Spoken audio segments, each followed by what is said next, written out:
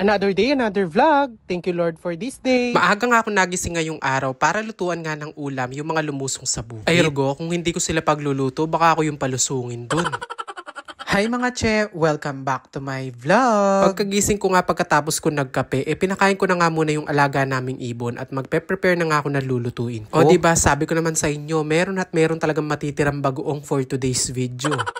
But don't worry mga che, hindi yan masasayang dahil gagamitin natin yan ngayon. Maaga nga palang umalis yung nanay ko para nga tumingin ng ulam at sabi nga niya prituhin na lang tong bangus para nga sa almusal ng mga lumusong. Bali kapag prito nga pala yung gagawin namin sa bangus, hindi na nga namin to kinakaliskisan. Pero depende pa rin naman sa inyo kung hindi kayo kumakain ng kaliskis, pwede nyo pa rin itong kaliskisan. Nagpainit na nga pala ako ng mantika dito sa may kawali tapos sinalang ko na din. Ay hindi ko na nabidyohan yung paglalagay ko, talaga naman nakikipaglaban kasi ko eh.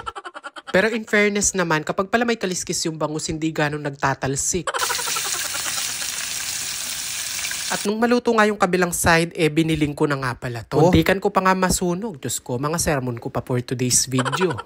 Yun nga lang, kailangan make sure mo na luto talaga hanggang loob tong bangus kasi nga may kaliskis pa siya. Kaya naman every 5 minutes talagang binabaligtad ko yan. Malyula ka na ako rin bangus. Ang maluto, agad ko na nga tong hinango po, targo magilan charcoal.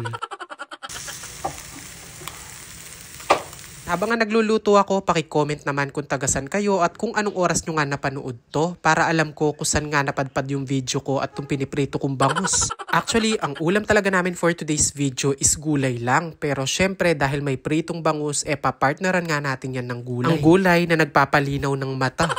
Marami nga naging bunga yung patola ng kapitbahay kaya naman heto, isasama ko na din sa lulutuin kong gulay. Sabi nga nila, the more the merrier.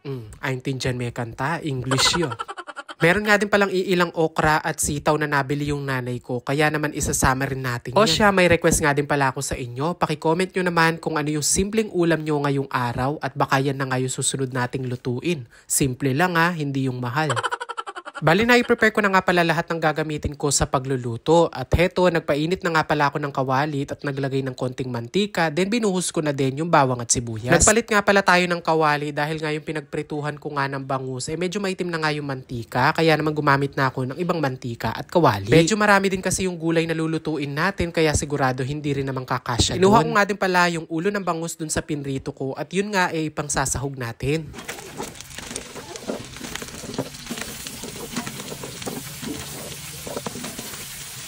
At dahil nga medyo matigas itong mga kalabasa, una ko na nga pala ito nilagay. Since yung bagoong nga na ginisa natin nung isang araw gisado na, ayan, late ko na nga itong ilalagay. Pagkalagay nga ng ginisa kong bagoong, sinunod ko na itong okra at sitaw.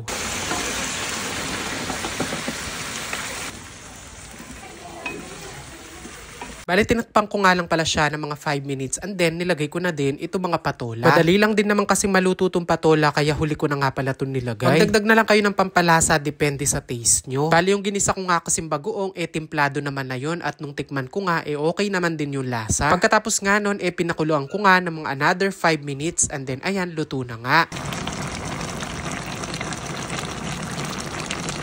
Masarap kainin yung mga gantong gulay lalo na kapag bagong luto. Kaya naman habang mainit, tara na po, kumain na tayo.